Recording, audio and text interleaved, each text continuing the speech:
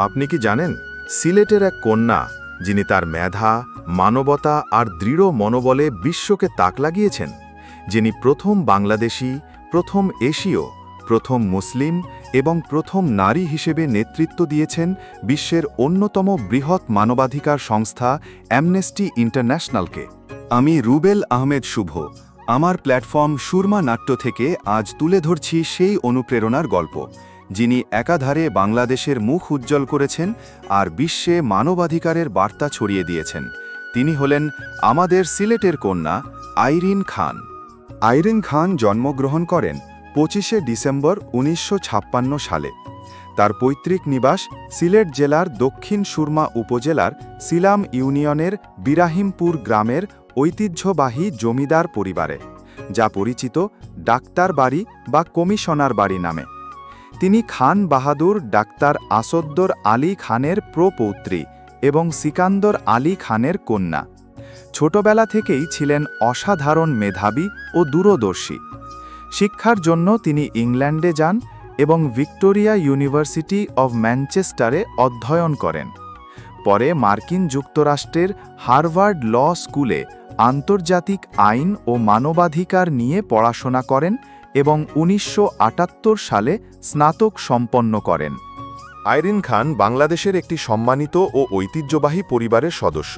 তিনি বিএনপি নেতা তারেক রহমানের স্ত্রী ডাক্তার জোবাইদা রহমানের চাচাতো বোন। এছাড়া তার চাচা রিয়ার অ্যাডমিরাল মাহবুব আলী খান ছিলেন জিয়াউর রহমানের শাসনামলে বাংলাদেশের নৌবাহিনীর প্রধান। 1977 সালে আইরিন খান কনসার্ন ইউনিভার্সাল নামে একটি সংস্থা প্রতিষ্ঠায় সহায়তা করেন, যা পরে চিলড্রেন ইন ক্রসফায়ার সংস্থার সঙ্গে অংশীদারিত্বে কাজ করে। 1979 সালে তিনি ইন্টারন্যাশনাল কমিশন অফ জুরিস্টসের অধীনে মানবাধিকার কর্মী হিসেবে ক্যারিয়ার শুরু করেন।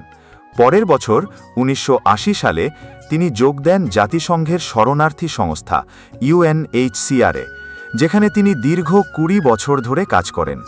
1995 সালে তিনি ভারতের চিফ অফ মিশন হিসেবে নিযুক্ত হন এবং কসোভো সংকটের সময় ম্যাসেডোনিয়ায় ইউএনএইচসিআরের কার্যক্রমে নেতৃত্ব দেন, যা ছিল তার কর্মজীবনের এক উজ্জ্বল অধ্যায়।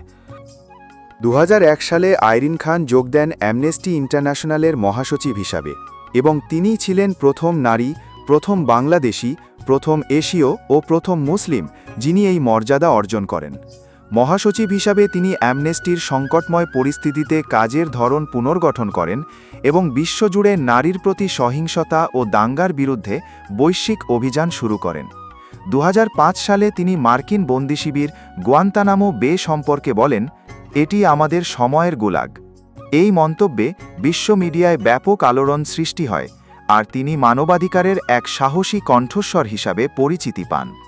আইরিন খান তার অসাধারণ অবদানের জন্য অর্জন করেছেন বহু আন্তর্জাতিক সম্মাননা, যেমন Ford Foundation fellowship, Pilkington woman of the year award 2002, Sydney peace prize 2006, Ghent university honorary doctorate 2007, vice chancellor university of Salford 2009, Manchester university chancellor nominee. Welcome to Sylhet, a land of lush green hills, serene rivers, and endless tea gardens. From Birahimpur, South Surma to the world stage, Aireen Khan proved that courage, intellect, and humanity know no boundaries. Stay with us to explore more inspiring stories like this one. Remember to like, comment, and share our Surma Natto page. And don't forget to subscribe to the Surma Natto YouTube channel for more heartfelt stories.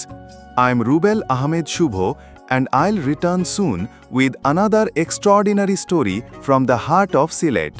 Until then, stay inspired, stay hopeful, and stay connected with Surma Natto.